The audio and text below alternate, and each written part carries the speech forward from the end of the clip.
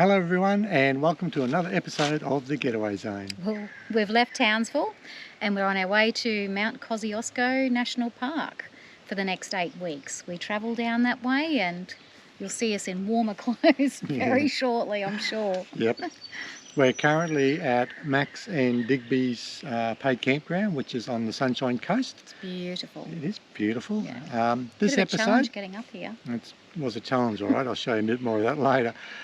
This episode, we're travelling from Townsville, staying overnight at Bowen, another overnight stop near Rocky, then Max and Digby's campgrounds here, then a few days just near the Queensland-New South Wales border, or south of Brisbane at any rate. We're mainly here at this part to get our zone service, which is getting done tomorrow, and then we'll head off to New South Wales and on our way to Kosciusko. Yay. So we hope you enjoy this episode. Ciao.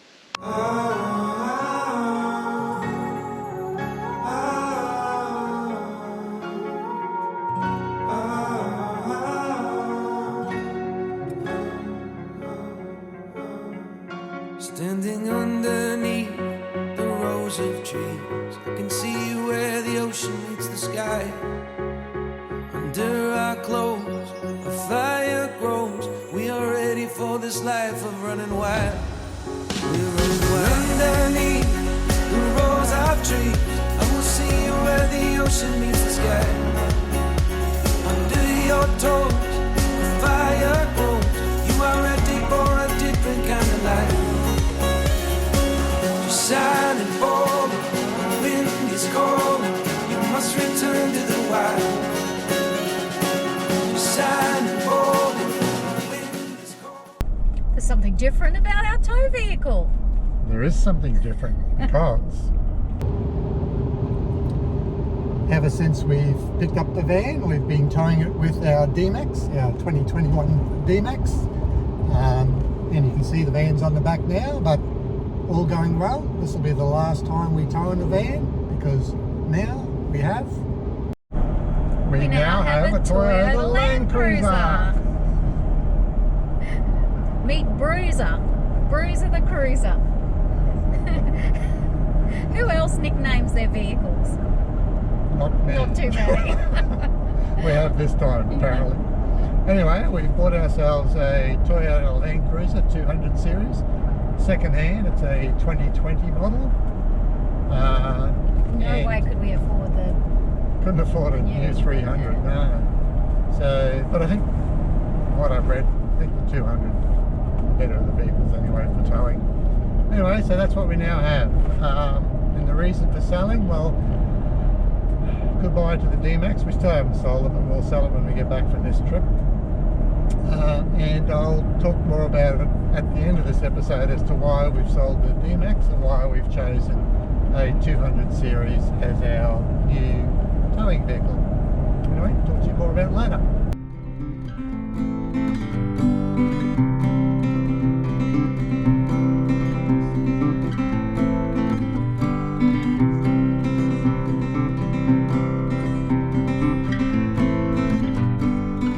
As the name implies, the base camp would be a great place to park up for a few days while you explore the sights of Bowen.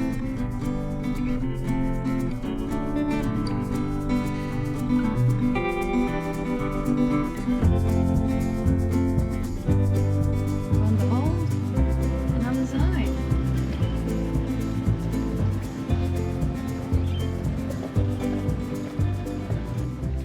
We've arrived at the Bowen base camp. That's where we're staying overnight at Bowen on our way through towards Brisbane.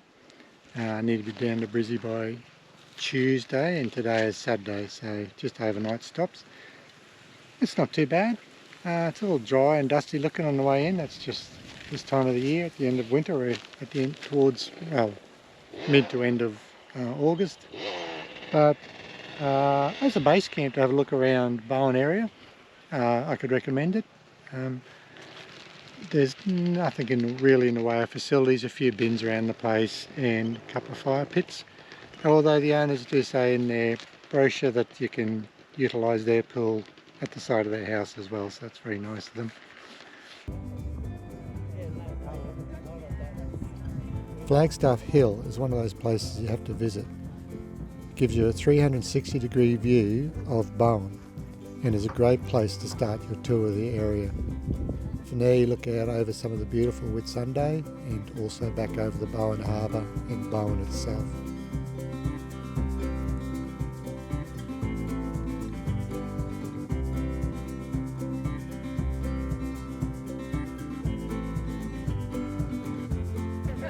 So we've just pulled up on top of Flagstaff Hill, which is in the beautiful town of Bowen, my old hometown.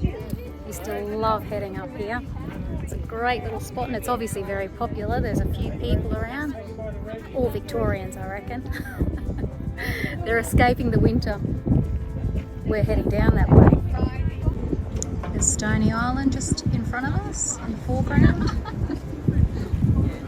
And off there in the distance is the gateway to the Whitsundays. Beautiful spot.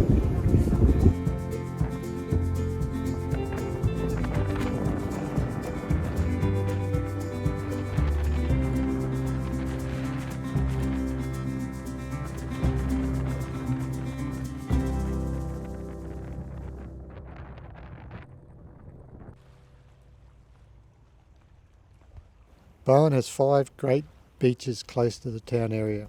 Horseshoe Bay is probably the most popular, closely followed by the beautiful Grays Bay, and that one's our favourite. We enjoy Grays Bay.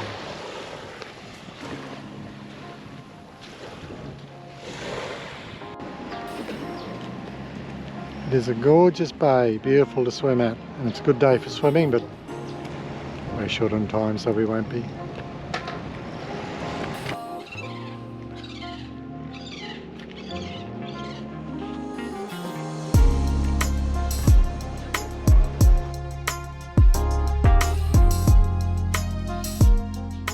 We left Bowen travelling south through Mackay and Rockhampton before arriving at our next overnight stop. That was the Bejewel Hotel, about 20 kilometres south of Rockhampton.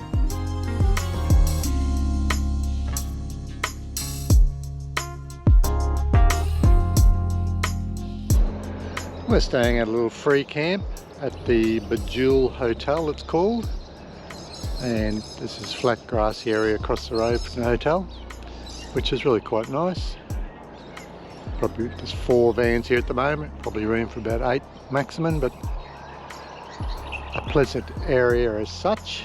And the hotel is over here, but last night it was closed. I think it's closed on Sunday nights, but from the reviews, friendly staff and good food. So on that account, it would be a nice place to stay. But if you're a light sleeper like me, you will regret it. The trains, they run all night. I think they must be coal trains.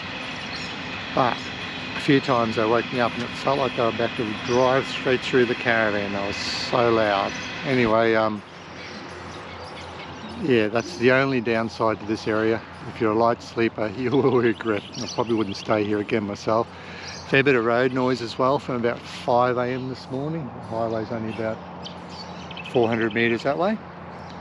But if you sleep well, it'd be a good spot to stay.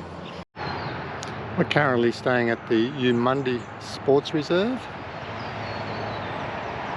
which is a $20 a night or $10 per person fee to stay. As you can see, it's pretty tight. Probably more suited for camper trailers than caravans. The sites are very narrow, you wouldn't be able to put your awning out. But the thing that stands out most of all is the traffic noise. So, not quite sure if you can see up there, but right behind us is the Bruce Highway.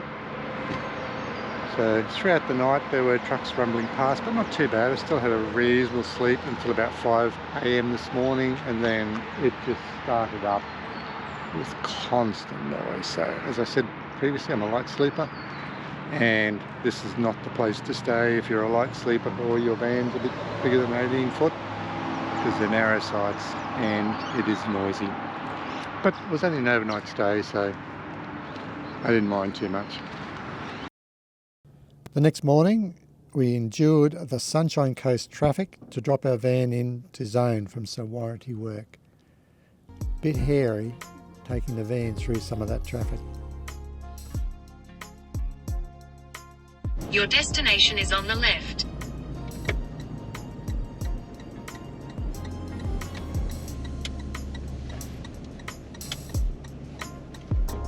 An easy drop.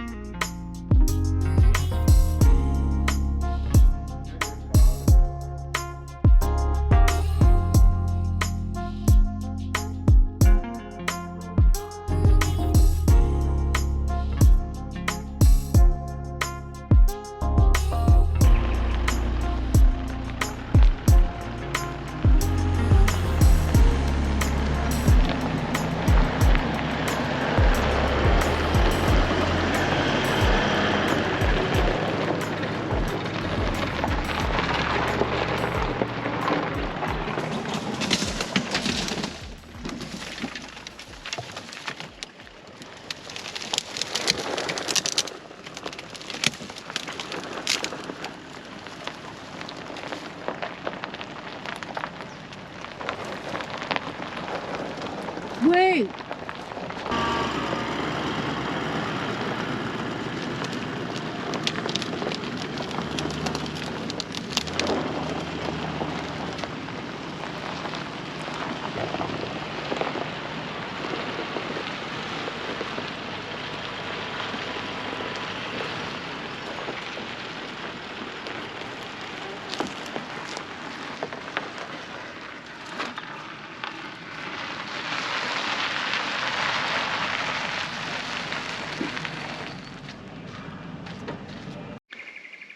We've arrived at Max and Digby's camping grounds and we're set up here.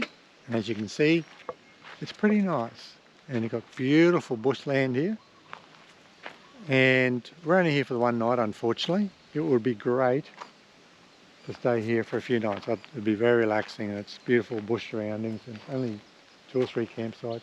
Well, four campsites. So it would be nice to spend a few nights here, particularly as getting in and out is not easy. So it's pretty much up this dirt track here, and you probably can't see this in the video, but this little bit here is actually quite steep as well as narrow. The van's touching the bushes on either side, and it's steep and the ground is coarse, which means your tyres are slipping a bit to get up into this beautiful spot here, but there's nowhere to turn around. So tomorrow I have to reverse all the way back down here. So you've got a rock just to the right of the back wheels of the van. Yeah, okay, driver's side. Yeah, the driver's side, yeah, sorry. So come back slowly, babe. Yep, you're right. Keep coming driver's side. Keep coming driver's side. Yeah, can't get much more driver's side because there's trees here in front of the car. Oh yeah, sorry.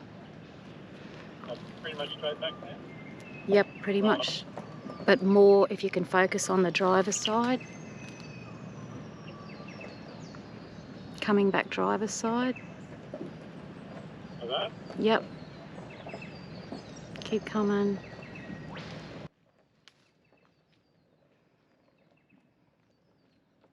Keep coming. Okay, more passenger side now if you want to head in that direction that you were speaking of.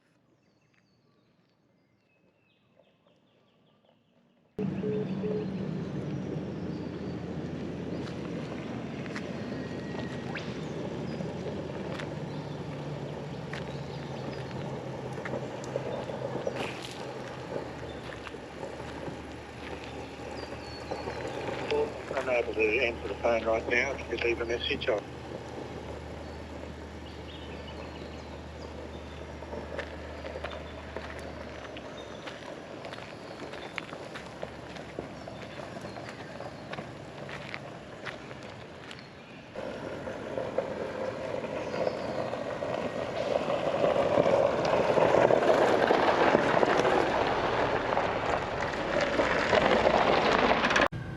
picking up our van from the warranty work, we headed to our friends Rob and Carolyn's place on the south side of Brisbane. I can't remember the name of the suburb, it's a new one. But that did mean we had to drive through peak hour traffic in Brisbane. That was a bit of fun. Up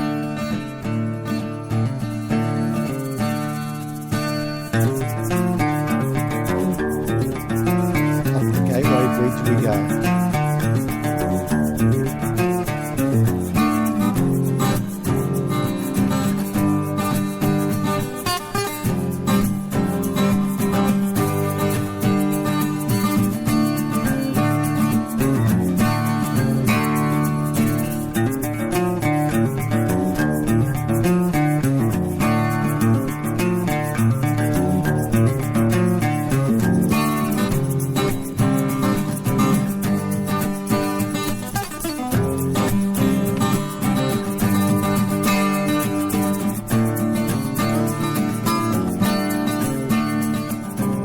Driving in between trucks on either side is a little bit hair-raising.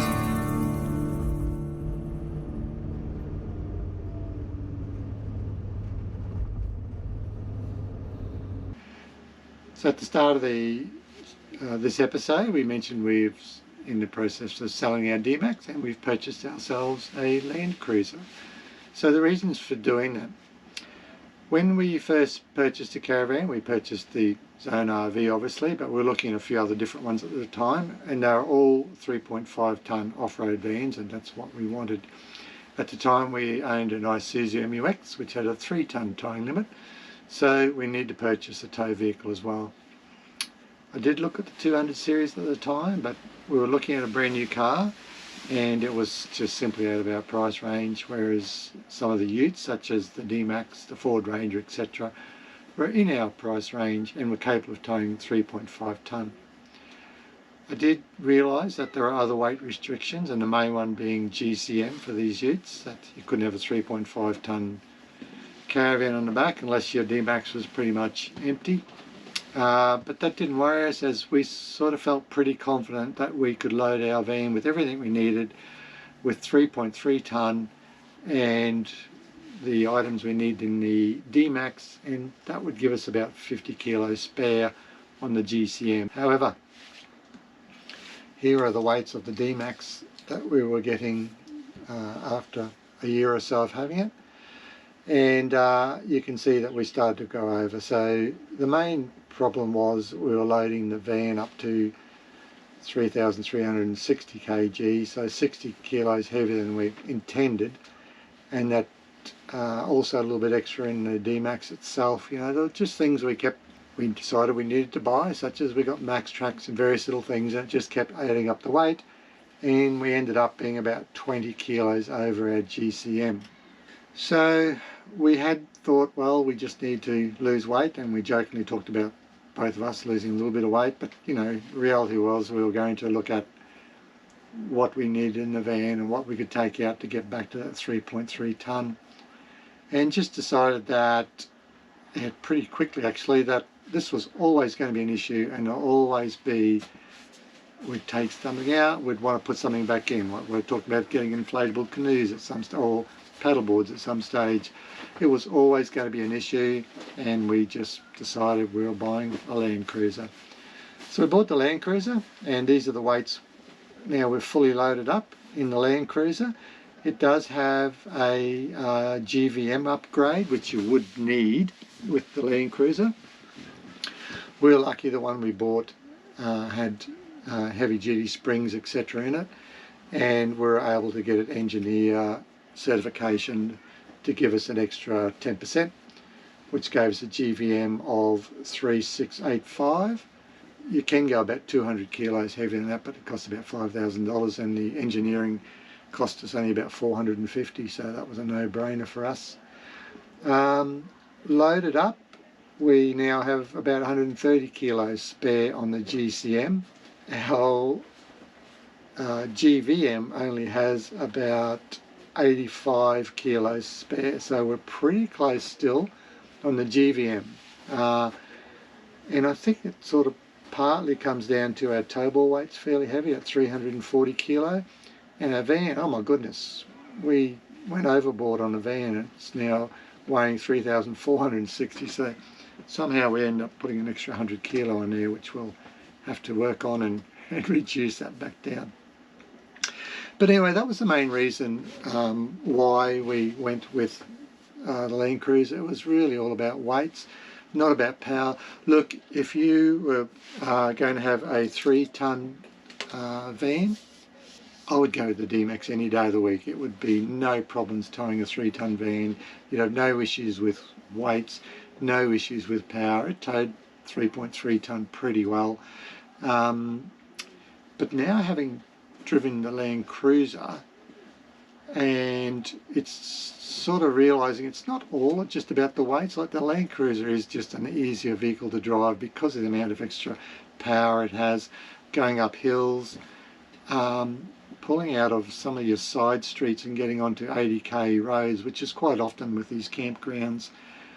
With the DMAX, I just about felt I had to have about 500 metres down the road before I'd pull out, because it took me a while to get up to that 80k. With the Land Cruiser, it pulls up to 80k pretty quickly, so I can pull out a bit quicker, and I just find it a more comfortable car to drive as well. So the DMAX was great. If you're towing a 3-ton van, I would have no troubles recommending a DMAX. It gets better fuel economy than the Land Cruiser, that's for sure. Even up to 3.2 ton, I think you'd be fine with the DMAX. Once you're getting over 3.2, you're just getting too close to your weight limits. It really is just continually going to be a problematic, and you do need to look at other vehicles. Anyway, that's the long and the short of why we decided to sell our DMAX and to buy a Land Cruiser. Well, we're now heading south to Deepwater, which is somewhere near Tenterfield, I think. So crossing the New South Wales border in about an hour, and that pretty much brings this episode to an end. So probably only a short episode. It was really a number of overnight stops as we made our way down here for the van service and prepare for our trip. I think that about wraps it up. It does. All right. That's a cut. See you next episode. Bye.